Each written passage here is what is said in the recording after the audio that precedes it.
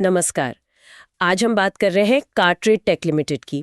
हाल ही में उनकी earnings call हुई थी Q2 और H1 FY26 के नतीजों पर। जी हाँ, और हमारे पास उस कॉल का पूरा ट्रांसक्रिप्ट है। बिल्कुल। और आज हम कोशिश करेंगे कि इस पूरी कॉल से जो सबसे जरूरी जानकारी है, जो मेन आंकड़े हैं और कंपनी आगे क्या करने का सोच रही है, उसे आसान भाषा में समझें ताकि पता चले कि कंपनी का परफॉर्मेंस कैसा रहा और आगे का रास्ता क्या है। बहुत बढ़िया। तो चलिए शुरू करते हैं फिर। पहली बात जो सामने आ रही है वो ये कि कार्टरेट टेक के लिए ये क्वार्टर कुछ बहुत ही असाधारण रहा है। हाँ, असाधारण सही शब्द है। बल्कि कंपनी ने तो कहा कि ये उनके इतिहास का सबसे अच्छा प्रदर्शन है, अब तक का बेस्ट। अच्छा। और ये सिर्फ ओवरऑल मतलब कंसोलिडेटेड लेवल पर ही नहीं, बल्कि उनके जितने भी अलग अलग बिजनेस हैं, हर एक वर्टिकल ने अपना हाईएस्ट एवर रेवेन्यू और प्रॉफिट दर्ज किया है। हर एक वर्टिकल ने? हाँ, हर एक ने। ये सिर्फ इस क्वार्टर की बात नहीं, बल्कि पूरे 6 महीने यानी H1 के लिए भी सच है। तो ये एक बहुत ही मजबूत ऑलराउंड परफॉर्मेंस दिख रहा है। कमाल है। अच्छा, आंकड़ों पर आते हैं। कंसोलिडेटेड रेवेन्यू 222 करोड़ रुपए रहा इस क्वार्टर में। ये पिछले साल के इसी क्वार्टर से कितना ज्यादा है? करीब 29% ज्यादा। 29% ग्रोथ, ठीक है। लेकिन जो आंकड़ा सबसे ज्यादा चौंका रहा है वो है प्रॉफिट। प्रॉफिट 109% बढ़ गया 64 करोड़ रुपए पर। 109%, मतलब 2 गुने से भी ज्यादा। ये वाकई जबरदस्त उछाल है। हाँ बिल्कुल। और ये सिर्फ पिछले साल से तुलना नहीं है। अगर हम पिछले क्वार्टर से मतलब Q1 से Q2 देखें तो EBITDA भी 40% बढ़ा है। अच्छा, क्वार्टर ऑन क्वार्टर 46%? जी हाँ।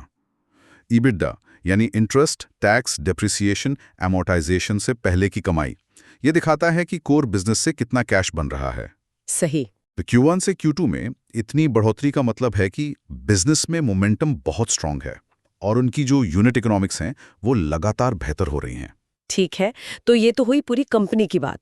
अब जरा इसके अलग अलग हिस्सों को देखते हैं। सबसे पहले कंज्यूमर ग्रुप, जिसमें उनके सबसे पॉपुलर नाम है कार वाले। हाँ, कार वाले और बाइक वाले। हाँ, बाइक वाले। उनका परफॉर्मेंस कैसा रहा? कंज्यूमर ग्रुप ने तो मतलब कमाल ही कर दिया इस क्वार्टर में।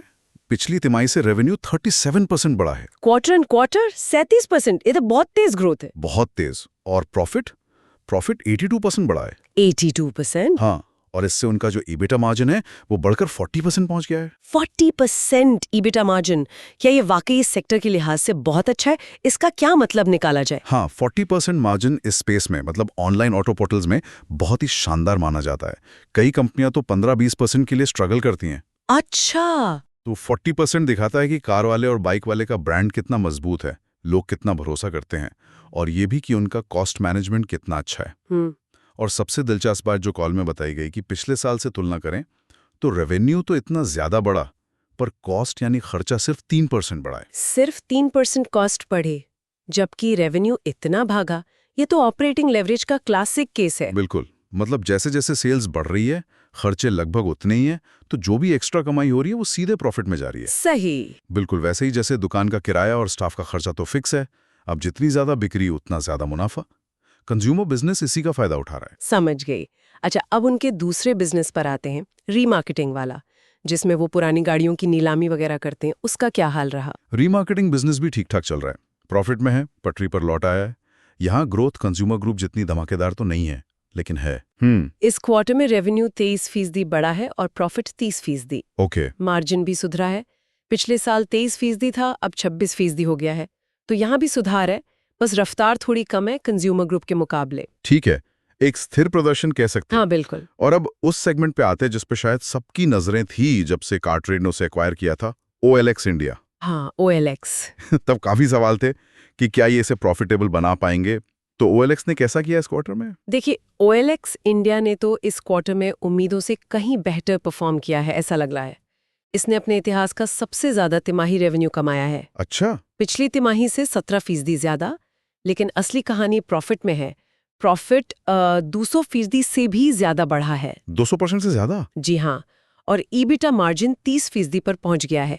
ये अधिग्रहण के बाद बहुत तेज टर्न अराउंड है। वाकई मैनेजमेंट कॉल में OLX की फ्यूचर ग्रोथ को लेकर बहुत उत्साहित था, काफी आशावादी नजर आए। ये दिलचस्प है। 30% मार्जिन OLX जैसे बिजनेस के लिए, जो पहले शायद लॉस में था या ब्रेक इवन पर, काफी अच्छा लगता है। ये ग्रोथ आ कहां से रही है? क्या उन्होंने कुछ बिल्कुल नया शुरू किया है? नई कॉल में उन्होंने साफ किया कि अभी जो ग्रोथ दिख रही है वो ज्यादातर मौजूदा चीजों को सुधारने से ही आई है। अच्छा, जैसे? खासकर जो आम लोग या छोटे बिजनेस OLX पर सामान बेचते हैं ना, उनसे कमाई मतलब मोनेटाइजेशन बढ़ाने पर फोकस रहा है। उन्होंने कहा कि पिछले 6-9 महीनों में यूजर एक्सपीरियंस, UX और कन्वर्शन रेट्स को बेहतर करने के लिए कई स्टेप्स लिए थे। उनका असर अब दिख रहा है। ओके। हालांकि कुछ नई चीजें भी शुरू की हैं, जैसे एक इलीट बायर प्रोग्राम लॉन्च किया है। एलीट बायर प्रोग्राम, ये क्या है? ज्यादा डिटेल तो नहीं दी कॉल में, पर अंदाजा है कि ये उन खरीदारों के लिए होगा जो ज्यादा सामान खरीदते हैं या महंगी चीजें जैसे गाड़ियां। शायद उन्हें कुछ स्पेशल बेनिफिट्स मिलते होंगे जिसके लिए वो एक्स्ट्रा पेमेंट करने को तैयार हों। अच्छा, तो ये खरीदारों से कमाई करने की तरफ एक कदम है, क्योंकि OLX तो पहले ज्यादातर बेचने वालों से ही कमाता था ना, एड्स वगैरह से। बिल्कुल सही पकड़ा आपने। ये एक बड़ा स्ट्रेटेजिक शिफ्ट है। पहले फोकस सेलर्स पर था, अब बायर्स को भी मोनेटाइज करने का सोच रहे हैं। कॉल में बताया गया कि OLX पर बायर्स की संख्या सेलर से लगभग 3 गुनी है। तो अगर वो बायर्स के एक छोटे से हिस्से को भी किसी प्रीमियम सर्विस के लिए पे करने पर राजी कर लें तो रेवेन्यू काफी बढ़ सकता है। हाँ, ये रेवेन्यू का एक बड़ा नया सोर्स बन सकता है। इसी तरफ एक और पहल है ट्रस्ट वेरिफिकेशन प्रोग्राम, जो जल्द लॉन्च होने वाला है। ट्रस्ट वेरिफिकेशन मतलब प्रोफाइल वेरीफाई कराने के लिए? शायद, हाँ। इससे प्लेटफॉर्म पे भरोसा बढ़ेगा और हो सकता है वेरिफिकेशन के लिए भी कुछ चार्ज करें। ये तो बड़े बदलाव लग रहे हैं OLX के बिजनेस मॉडल में। अच्छा, अब अगर पूरी कारट्रेड टेक कंपनी को देखें, कॉल में कुछ और आंकड़े भी दिए गए थे, जैसे उनके सारे प्लेटफॉर्म्स पर मिलाकर हर महीने 85 मिलियन मंथली एक्टिव यूजर्स आते हैं। 85 मिलियन? ये तो बहुत बड़ा नंबर है। हाँ, और इसमें भी खास बात ये कि 95% ट्रैफिक ऑर्गेनिक है, मतलब बिना एड्स पर पैसा खर्च किए आता है। हाँ, और यही 95% ऑर्गेनिक ट्रैफिक उनकी जबरदस्त प्रॉफिटेबिलिटी का सीक्रेट है। अच्छा, कैसे? देखिए, जब आपको कस्टमर लाने के लिए मार्केटिंग पर ज्यादा खर्च नहीं करना पड़ता, तो आपकी कॉस्ट कम रहती है। इसी वजह से, जैसा हमने पहले भी कहा, कंसोलिडेटेड लेवल पर Q1 से Q2 में रेवेन्यू 24 करोड़ बढ़ा, लेकिन टोटल कॉस्ट वो 129 करोड़ पर लगभग फ्लैट रही। हाँ, ये तो कमाल का लेवरेज है। बिल्कुल। और साल दर साल भी देखें तो रेवेन्यू 28% बढ़ा, पर कॉस्ट सिर्फ 8% बढ़ी। ये सब कम कस्टमर एक्विजिशन कॉस्ट, CAC और ऑपरेटिंग लिवरेज का नतीजा है। उनके पास वो फिजिकल लोकेशंस भी तो है, 550 से ज्यादा। हाँ, 500 से ज्यादा फिजिकल टच पॉइंट्स हैं, जो ऑनलाइन के साथ ऑफलाइन प्रेजेंस भी देते हैं, और कैश बैलेंस भी बढ़कर 1080 करोड़ रुपया हो गया है। 1080 करोड़ कैश, काफी मजबूत बैलेंस शीट है। जी हाँ। अब एक और जरूरी सवाल पर आते हैं, जो आजकल हर टेक कंपनी से पूछा जा रहा है, AI और गूगल का नया AI सर्च मोड। कॉल में इस पर भी बात हुई। हाँ, ये जरूरी सवाल था। तो क्या कार्टरेड मैनेजमेंट इससे अपने बिजनेस के लिए खतरा मानता है कि भाई AI ही जवाब दे देगा तो लोग वेबसाइट पर क्यों आएंगे? देखिए, उनका जवाब काफी इंटरेस्टिंग और पॉजिटिव था। वो इसे खतरा नहीं मान रहे। अच्छा, क्यों? तो उनका मानना है कि AI इंजन और जो बड़े लैंग्वेज मॉडल्स LLMs हैं, जैसे ChatGPT, वो जानकारी के लिए आखिर में उन्हीं के प्लेटफॉर्म्स पर निर्भर है, खासकर ऑटोमोबाइल जैसी कैटेगरी में, जहां आपको बिल्कुल सटीक और लेटेस्ट जानकारी चाहिए। तो उनका तर्क है कि चाहे कोई गूगल का AI ओवरव्यू यूज करे या नॉर्मल सर्च, जब उसे गहराई में जाना होगा, रिव्यू देखने होंगे, तुलना करनी होगी, तो वो कार वाले या बाइक वाले पे आएगा। हाँ, या तो वो खुद आएगा या उसे वहीं डायरेक्ट किया जाएगा। बल्कि उनका तो ये भी कहना था कि AI के आने के बाद उनका ट्रैफिक कम नहीं हुआ, बल्कि और तेजी से बढ़ा है। ये तो उल्टा है जो लोग सोच रहे थे। हाँ, उन्होंने एक और पॉइंट रखा। कार खरीदना, जैसा कि आप जानती हैं, एक महंगा सौदा है, एवरेज 10 लाख रुपए की चीज, और कॉम्प्लेक्स भी। बिल्कुल। लोग सिर्फ AI की दी हुई ऊपरी जानकारी या गूगल के पब्लिक डेटा से फैसला नहीं लेंगे। उन्हें एक्सपर्ट ओपिनियन चाहिए, यूजर रिव्यू चाहिए, डिटेल में स्पेसिफिकेशंस चाहिए, मॉडल्स की तुलना करनी है। सही बात है। और ये सब कार वाले जैसे प्लेटफॉर्म देते हैं। उनका कहना है कि उनके पास पब्लिक डेटा के अलावा प्राइवेट डेटा भी है, डीलर से, मैन्युफैक्चरर से और कस्टमर इंटरेक्शन का डेटा भी। इससे वो AI या गूगल सर्च से कहीं बेहतर, ज्यादा पर्सनलाइज्ड एक्सपीरियंस दे सकते हैं। तो वो AI को एक तरह से अपने लिए कंटेंट डिस्ट्रीब्यूशन चैनल की तरह देख रहे हैं। हाँ, कुछ हद तक वो इसे एक खतरे के बजाय एक अवसर मान रहे हैं। ये एक बोल्ड नजरिया है, देखना होगा लंबे समय में क्या होता है। अच्छा, कॉल में कंपनी अपने फ्रेंचाइजी स्टोर्स को लेकर भी काफी बुलिश लग रही थी। एबश्योर और OLX ट्रस्टेड आउटलेट्स, ये मॉडल क्या है असल में? हाँ, ये उनके लिए काफी स्ट्रेटेजिक मूव है। ये एक एसेट लाइट मॉडल है। एसेट लाइट मतलब? कार्टरेड खुद दुकानें खोलने में पैसा नहीं लगाता। वो मौजूदा कार डीलर्स या नए एंटरप्रेन्योर्स को अपना ब्रांड देते हैं, ऐपश्योर या OLX ट्रस्टेड, साथ में अपनी टेक्नोलॉजी, SOPs यानी काम करने का तरीका और मार्केटिंग सपोर्ट। अच्छा, तो डीलर अपनी दुकान चलाता है पर कार ट्रेड के नाम और सिस्टम के साथ। बिल्कुल। इससे कार ट्रेड का फिजिकल नेटवर्क तेजी से बढ़ता है बिना ज्यादा कैपिटल लगाए, और डीलर को एक जाने माने ब्रांड और बेहतर टेक्नोलॉजी का फायदा मिलता है। और ये अब कितना बड़ा हो गया है नेटवर्क? कॉल में बताया कि 400 से ज्यादा ऐसे स्टोर्स हो गए हैं और इनमें सेल्स तेजी से बढ़ रही है। 400 से ज्यादा? हाँ, और कंपनी इसे सिर्फ पुरानी कारें बेचने का जरिया नहीं मानती, वो इसे कार खरीदने बेचने की पूरी जर्नी को एंड टू एंड डिजिटल बनाने की तरफ एक कदम मानती है। मतलब भविष्य में पूरी तरह ऑनलाइन कार खरीद? हाँ, उनका विजन है कि कस्टमर शायद एक क्लिक पर ऑनलाइन कार खरीद सके, और ये फिजिकल स्टोर्स उस प्रोसेस में मदद करेंगे, जैसे इंस्पेक्शन के लिए, डिलीवरी के लिए, पेपर्स के लिए। समझ गए। जाहिर है कॉल में निवेशकों ने भविष्य को लेकर भी सवाल पूछे होंगे। ग्रोथ और मार्जिन पर क्या बात हुई, खासकर वो जो कंज्यूमर ग्रुप की 25% से ज्यादा ग्रोथ और 50-60% मार्जिन का लक्ष्य है। हाँ, ये सवाल सीधे पूछे गए कि क्या ये ग्रोथ सस्टेनेबल है, क्या 50-60% मार्जिन सच में आ सकता है। और मैनेजमेंट का क्या जवाब था? मैनेजमेंट काफी कॉन्फिडेंट दिखा। उनका तर्क था कि देखो, भले ही पूरी ऑटो इंडस्ट्री धीरे चले, हम फिर भी तेज बढ़ सकते हैं। क्यों? क्योंकि भारत में अभी भी कार मेकर्स और डीलर्स अपने टोटल मार्केटिंग बजट का बहुत छोटा हिस्सा ही डिजिटल पर खर्च करते हैं। जैसे जैसे ये हिस्सा बढ़ेगा, कार ट्रेड जैसे लीडर्स को फायदा होगा। अच्छा। और दूसरा, जो डिजिटल खर्च हो भी रहा है उसमें भी वो अपना शेयर बढ़ा रहे हैं, मतलब मार्केट शेयर जीत रहे हैं, क्योंकि वो एडवर्टाइजर्स को बेस्ट ROI देते हैं, ऐसा उनका कहना है।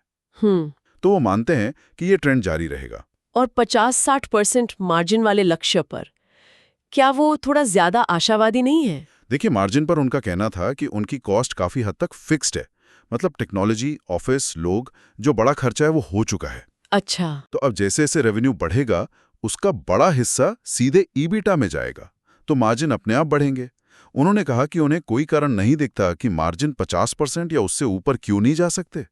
मतलब उनका पूरा भरोसा ऑपरेटिंग लेवरेज पर है। हाँ, और इस बात पर कि वो मैन्युफैक्चरर्स और डीलर्स के लिए कस्टमर लाने का सबसे सस्ता और असरदार तरीका बने हुए हैं।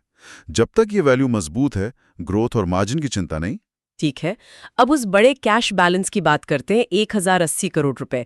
इसका क्या करने का प्लान है? कोई बड़ा एक्विजिशन? हाँ, इस पर उन्होंने कहा कि वो हमेशा स्ट्रेटेजिक M&A यानी मर्जर और एक्विजिशन के मौके देखते रहते हैं। M&A मतलब दूसरी कंपनियों को खरीदना या विलय करना? जी हाँ, तो अगर उन्हें कोई ऐसी कंपनी मिलती है जो उनके बिजनेस को सप्लीमेंट करे, कोई नई टेक्नोलॉजी लाए या नए मार्केट में एंट्री दे और सही वैल्यूएशन पर मिले, तो वो इस कैश का इस्तेमाल करेंगे। बिल्कुल, उसे खरीदने के लिए ये कैश इस्तेमाल हो सकता है।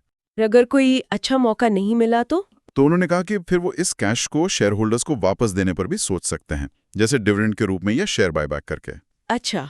उन्होंने ये भी साफ किया कि बिजनेस चलाने के लिए इस कैश की जरूरत नहीं है, क्योंकि बिजनेस खुद ही अच्छा कैश बना रहा है, तो ये पैसा पूरी तरह से फ्यूचर के मौकों या शेयर होल्डर्स के लिए है। एक और मेट्रिक पर सवाल था, ROE यानी रिटर्न ऑन इक्विटी।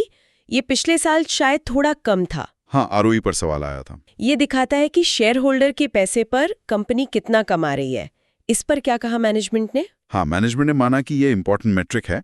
उन्होंने कहा कि पिछले 3 साल में ROE लगातार सुधरा है, और जिस तरह प्रॉफिट अभी बढ़ रहा है, उनका अंदाजा है कि इस फाइनेंशियल ईयर में ROE पिछले साल से लगभग डबल हो सकता है। डबल? हाँ, उनका मानना है कि अगले कुछ सालों में उनका ROE इंडस्ट्री में बेस्ट इन क्लास होगा, क्योंकि प्रॉफिट तेजी से बढ़ रहा है और बिजनेस को आगे बढ़ाने के लिए बहुत ज्यादा नए पैसे की जरूरत नहीं है।